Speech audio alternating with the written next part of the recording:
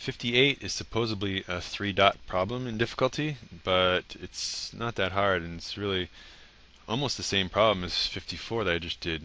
Um, but I do want to do it because you have problems, I forget whether they're in WebAssign or on quizzes or tests, where you have a collision with a spring. So I think it might be nice, you'll be a little familiar with some of the processes that go with that.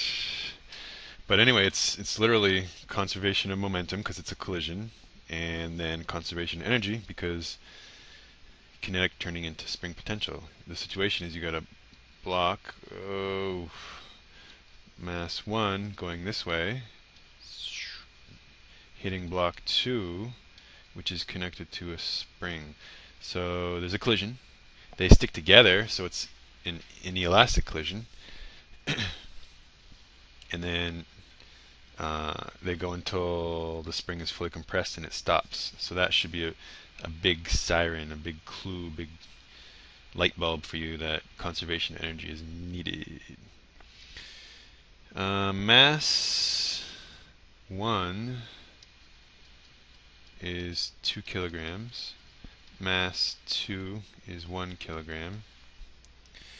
The spring constant K is 200 newtons per meter. And the initial velocity of block 1 is 4 meters per second. So let's do conservation of momentum.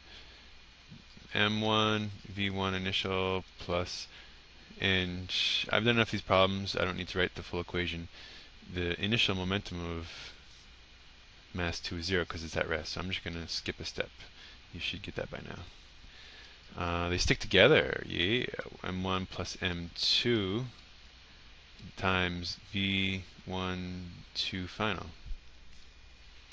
So mass 1 is 2, V1 initial is 4. That equals M1 is 2 plus 1 is 3 times V1 2 final. Solve for V1 2. Whoops. Whatever. V1 2 final equals 2.7 meters per second. That's rounded. Now, that's how fast they both are moving. We can use that in kinetic energy because kinetic energy turns into spring potential. That's conservation of energy at its finest. So that's 1/2 M12 V12 final squared equals 1/2 kx squared. Halves cancel. M12 is 3. 2 plus 1 is 3. This is our 2.7 squared, although in our calculator we're gonna use the unrounded version, right? Right. That equals 200 is the spring constant times x squared. Solve for x, and you get 0.327 meters. Not too bad. 32.7 centimeters.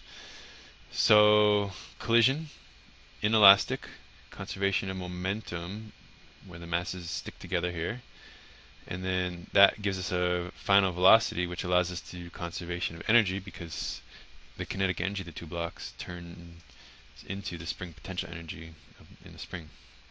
Alright, bye bye.